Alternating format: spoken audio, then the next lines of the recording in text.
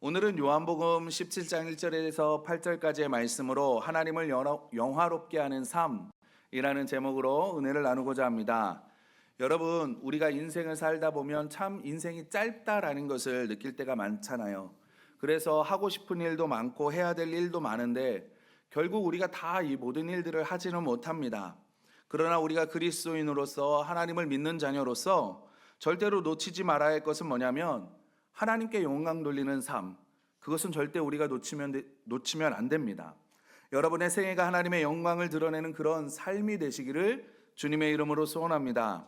여러분, 우리가 영광이라고 말할 때 어떤 생각을 하십니까?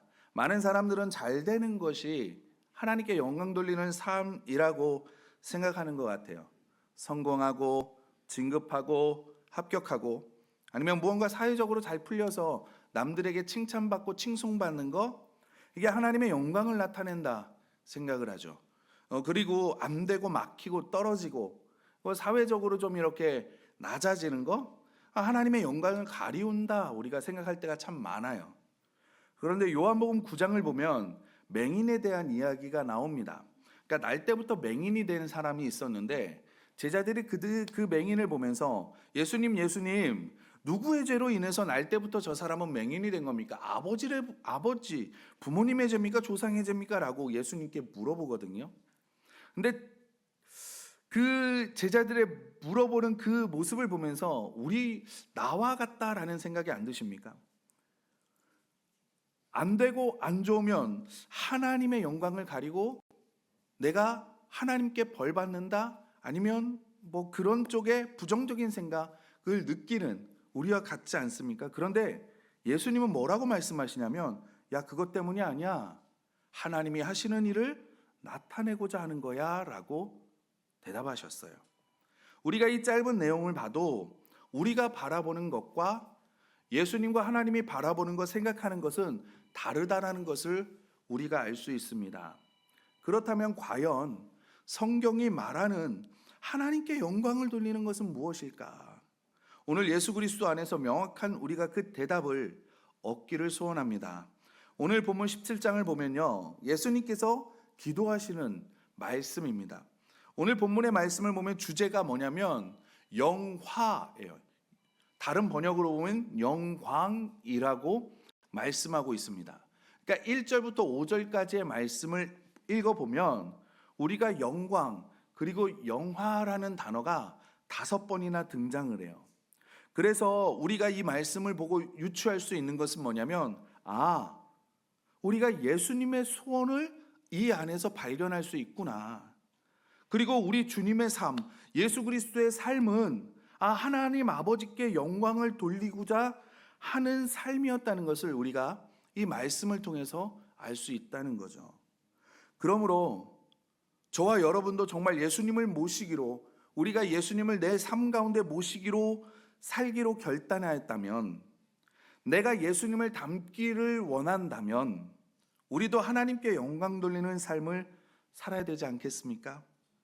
이것이 예수님과 같이 저와 여러분의 간절한 기도의 제목이 되어야 되고 소원이 되어야 되는 줄로 믿습니다. 그런데 우리의 삶에서 하나님께 영광을 돌린다라는 것이 무엇인지 잘 모를 때가 있어요. 그러니까 영광이라는 단어는 원어로 보면 무겁다라는 의미를 가지고 있습니다. 그러니까 무겁다라는 게 도대체 뭘까? 그런데 성경은 이것을 우리에게 잘 설명해 주고 있어요. 어디를 보면 되냐면 요한복음 2장에 나오는 가나 혼인잔치입니다. 여러분 다 아는 말씀인데 예수님께서 가나의 혼인잔치에 가십니다. 근데 마침 예수님이 가셨을 때 그곳에 포도주가 딱 떨어진 거예요. 그러니까 막 어수선할 그때 예수님이 하인들에게 뭐라 그럽니까? 정결 예식에 쓰이는 돌 항아리에 6개의 물을 부어라. 그러니까 하인이 물을 아구까지 붓잖아요. 그래서 하인들이 예수님께 옵니다. 물을 다 부었습니다. 그러니까 예수님이 뭐라고 말씀하시냐면 물을 떠서 연회장에게 갖다 줘라 얘기를 해요. 그러니까 하인들이 예수님의 말씀대로 포도주병에 포도주를 담은 게 아니라 뭘 담아요? 물을 담습니다. 물을 담아서 연회장에게 딱 갖다 주고 연회장에게 따라줘요. 그리고 연회장에 마십니다. 그게 깜짝 놀라요. 야, 이렇게 좋은 포도주를 지금까지 내놓다니 라고 말하고요. 이 혼인잔치에 참여했던 모든 사람들이 포도주를 다 마시고 이 혼인잔치가 잘 마무리가 된 것을 우리는 말씀을 통해 알 수 있습니다. 그런데 이 혼인잔치에 이 말을 하면서, 말씀을 하면서 마지막에 이 혼인잔치에 대한 설명을 해요. 2장 11절 말씀인데 뭐라고 설명하냐면, 제가 읽어드리겠습니다. 예수께서 이 첫 표적을 갈릴리 가나에서 행하여 그의 영광을 나타내심에 제자들이 그를 믿으니라. 아멘. 뭐라 그래요? 그의 영광을 나타내심에. 여러분, 이전까지는 사람들은 이제까지 예수님을 목수 요셉과 마리아 사이에서 태어난 첫째 아들로 알고 있었습니다. 그리고 지금도 30세의 청년으로 알고 있는 거예요. 그러나 예수님을 통해서 물이 포도주가 되는 기적을 통해 예수님이 어떤 분이신지, 하나님이 어떤 분이신지, 하나님의 능력이 무엇인지를 제자들이 알게 되었고 사람들이 알게 되었습니다. 이 첫 표적을 향해서 예수님 자신의 영광을 드러내셨다라고 성경이 기록하고 있어요. 그래서 영광이 무엇이냐라고 보니까, 하나님의 영광을 나타내는 삶이 무엇이냐라고 보니까, 보이지 않는 하나님, 우리가 생각으로만 아는 하나님, 이야기로만 들었던 하나님, 그 하나님의 능력이 눈으로 볼 수 있게 나타내는 거, 경험하게 되는 거, 이것이 영광이다 라고 성경이 말씀하고 있습니다. 이것에 대해서 마태복음은 어떻게 5장에서 기록하고 있냐면, 이같이 너희 빛이 사람 앞에 비치게 하여 그들로 너희 착한 행실을 보고 하늘에 계신 너희 아버지께 영광을 돌리게 하라 라고 말씀하고 있어요. 여러분, 김익두 목사님이라고 아십니까? 김익두 목사님에 대해서 아마 들어보신 분들이 많으실 거예요. 이 김익두 목사님은요, 청년 때는 개망난이었대요. 이런 표현을 써서 죄송하지만 그 글에 나오는 글이니까 개방난이셨대요. 그래서 술만 먹으면 장터에 가서 사람들하고 싸우고 시장 사람들의 장 엎고 난리도 그런 난리가 없었대요. 그리고 장이 열리면 사람들이 가서 장을 보고 집으로 돌아오잖아요. 그 길목에 딱 서가지고 사오는 거 다 뺏어갔대요. 그래가지고 사람들이 어떻게 했냐면 2개를 샀답니다.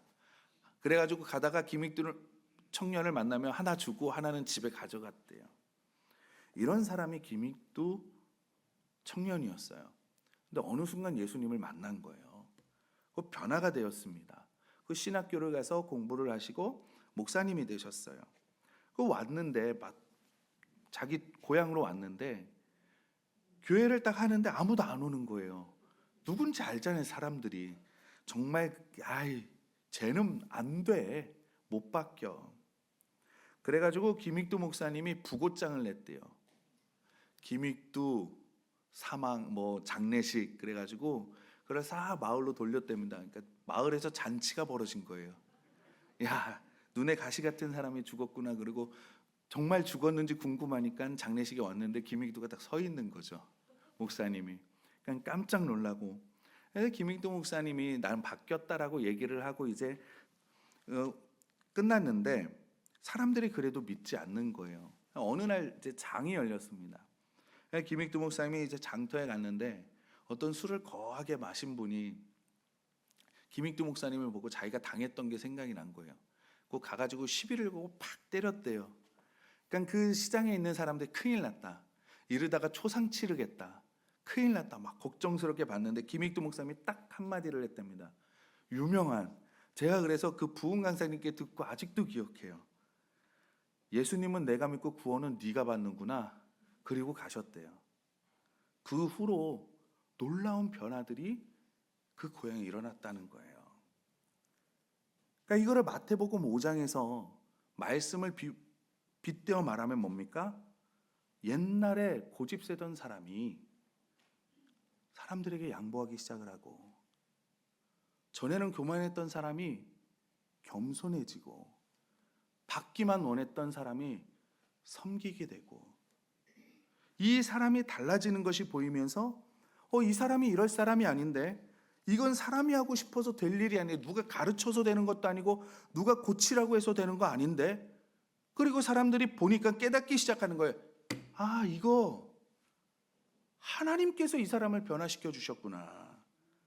이것이 하나님의 영광을 나타낸다는 거예요. 너희 착한 행실을 보고 하늘에 계신 너희 아버지께 영광을 돌리게 하라. 그러므로 하나님께 영광을 돌리는 것이 내가 가장 사랑하는 주님의 간절한 소원이고 기도 제목이라면, 저와 여러분도 하나님께 영광 돌리는 삶을 살아야 되지 않겠습니까? 이것이 저와 여러분의 간절한 소원이 되고 기도 제목이 되기를 소원합니다. 그래서 우리가 하나님께 영광 돌리는 삶을 살기 위해서 어떻게 해야 되냐? 첫째, 우리의 삶을 주님께 맡길 때 우리의 삶을 통해서 하나님의 영광이 나타난다라는 거예요. 여러분, 하나님께 영광을 돌리기 위해서 내 힘으로 되지 않고 내가 애쓴다고 되지 않습니다. 여러분, 김익두 목사님이 그 성정이 바뀌겠습니까? 사람의 힘으로 그게 가능합니까? 아니에요.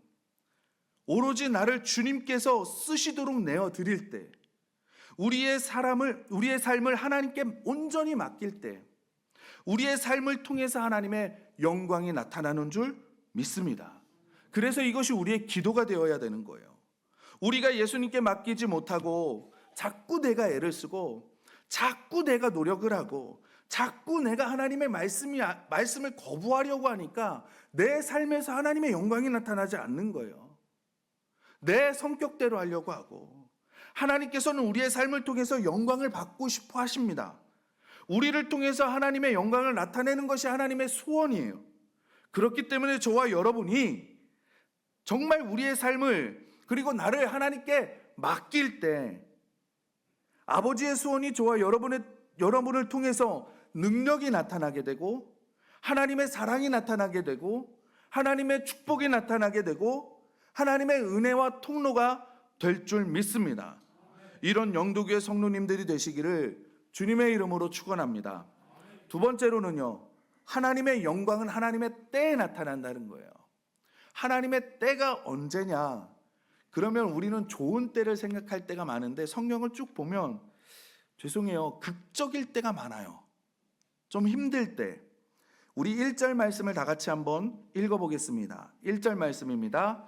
시작. 예수께서 이 말씀을 하시고 눈을 들어 하늘을 우러러 이르시되, 아버지여, 때가 이르렀사오니 아들을 영화롭게 하사 아들로 아버지를 영화롭게 하게 하옵소서. 아멘. 영화롭게 하사 아들로 영화롭게 하옵소서. 여러분, 이것을 다른 번역으로 읽어보면요, 아버지여, 때가 됐습니다. 아들이 아버지께 영광을 돌릴 수 있도록 아들을 영광스럽게 하옵소서라고 번역이 되어져 있어요. 여러분, 예수님이 말하는 이 때가 언제입니까? 이때가 바로 예수님께서 십자가에서 달려 돌아가시는 죽음의 때를 이야기하고 있는 거예요. 그 당시에 많은 사람들, 아니요, 저와 여러분도 마찬가지일 거예요. 십자가에서 죽는 거 인간적인 삶의 패배고 실패로 바라볼 때가 너무나 많이 있습니다. 그러나 하나님 아버지의 눈으로 보면요, 예수님의 눈으로 보면요, 십자가에서 달려 죽는 것은 실패가 아니고 패배가 아니고요, 바로 영광의 때라는 거예요. 왜 주님께서 십자가에 돌아가시는 것이 영광의 때가 됩니까? 온 인류의 죄가 사해지기 때문입니다.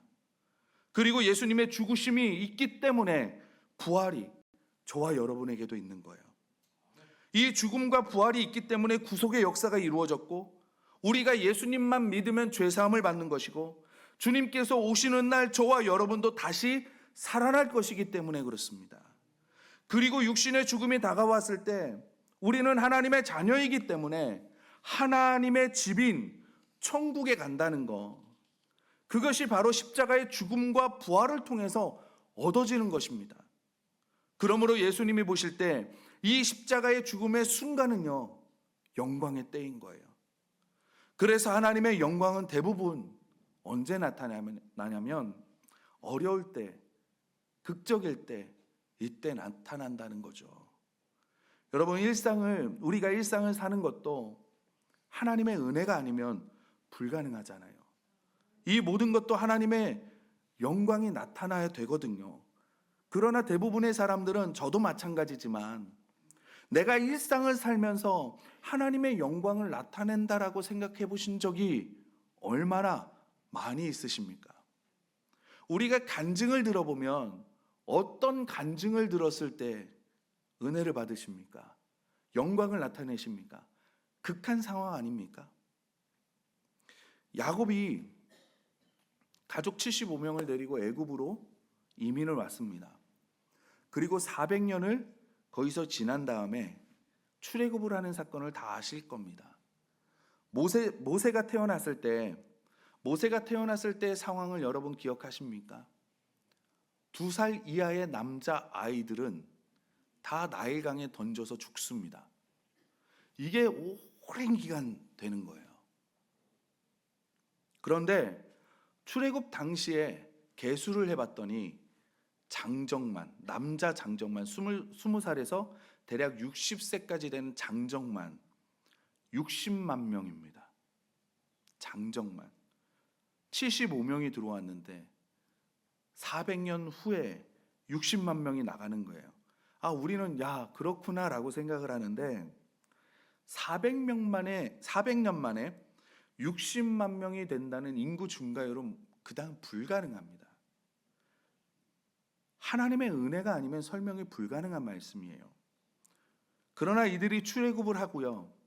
그것도 은혜인데 출애굽을 하고 막 열심히 가잖아요. 가는데 앞에는 홍해가, 뒤에는 애국 군대가, 좌우에는 절벽이 막고 있어요. 홍해가 갈라져서 마른 땅과 같이 그 홍해를 건너게 됩니다. 우리가 이 말씀을 보면서 역시 하나님은 살아계시는구나. 하나님의 그 놀라운 능력을 우리가 감탄하잖아요. 하나님 앞에 영광을 돌리잖아요. 여러분, 그러니까 지금 상황이 어려우십니까? 진퇴양난과 같은, 낭떠러지와 같은, 고난과 같은, 절망과 같은 상황이십니까? 하나님께 영광 돌릴 기회인 것을 깨달으시기를 바랍니다. 내가 도움이 청할 곳이 없고, 내가 할 수 있는 방법도 없고, 내 능력으로는 아무것도 할 수 없는 그때 하나님의 영광의 때입니다. 위기를 하나님의 영광의 기회로 바꿀 수 있는 시간이라는 거예요.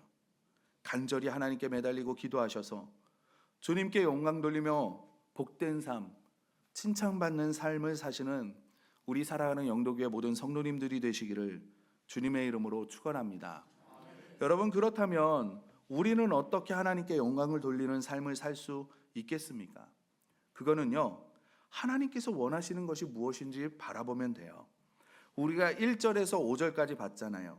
1절에서 5절까지 봤는데 1절과 5절이 하나님께 영화롭게 하는 삶 이렇게 말씀한다면 2절과 4절은 무엇에 대해서 설명하고 있냐면 영생에 대해서 설명하고 있습니다.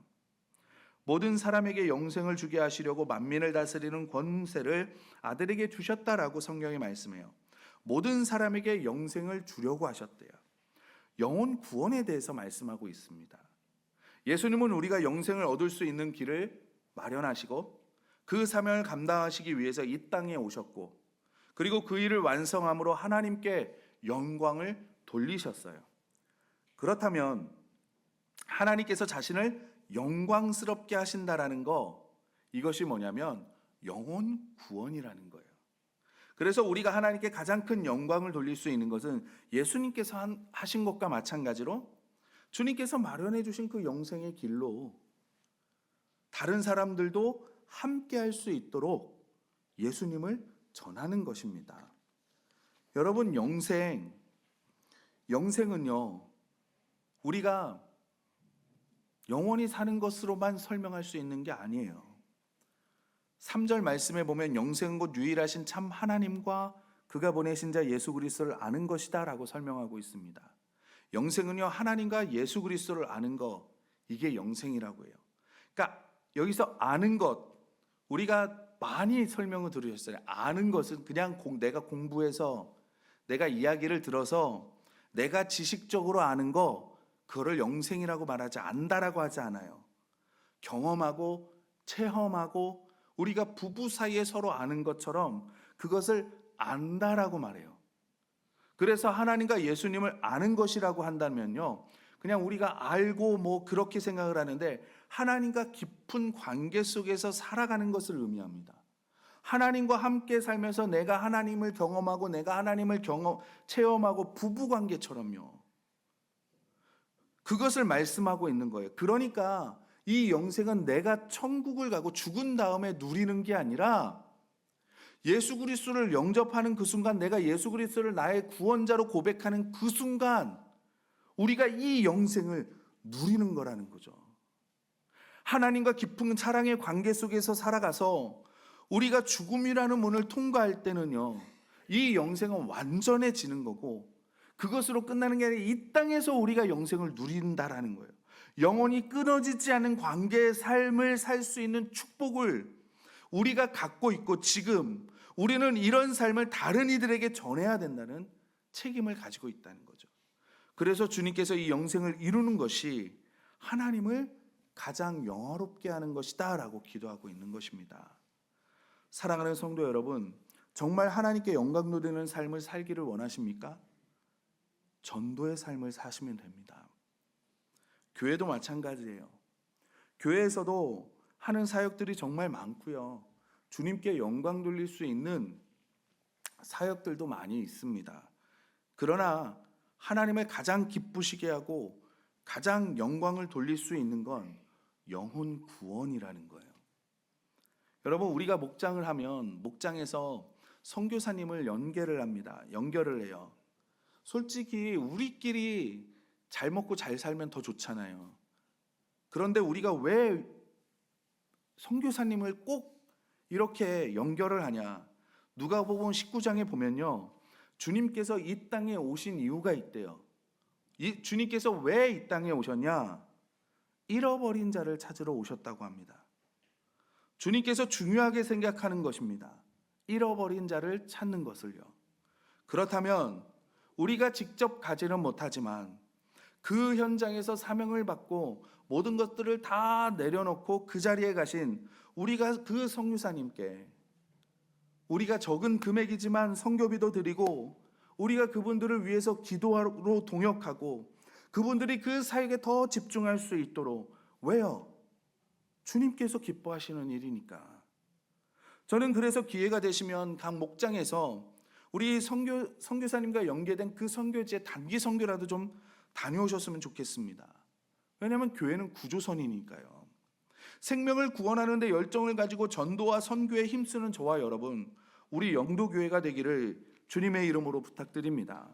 그렇다면 우리가, 선교사님은 그렇게 선교하신다지만 저와 여러분은 어떻게 전도할 것이냐라는 거죠. 우리는 예수님의 제자가 되고자 했으니 예수님이 하신 대로 하면 되는 거예요. 그럼 예수님이 어떻게 하셨냐? 우리 6절 말씀을 다 같이 한번 읽어보겠습니다. 6절 말씀입니다. 시작. 세상 중에서 내게 주신 사람들에게 내가 아버지의 이름을 나타내었나이다. 그들은 아버지의 것이었는데 내게 주셨으며 그들은 아버지의 말씀을 지키었나이다. 아멘. 예수님께서 어떻게 하셨대요? 아버지의 이름을 드러내셨답니다. 남에게 영생을 받도록 도와주는 방법이 뭐냐면 아버지의 이름을 드러내는 거예요.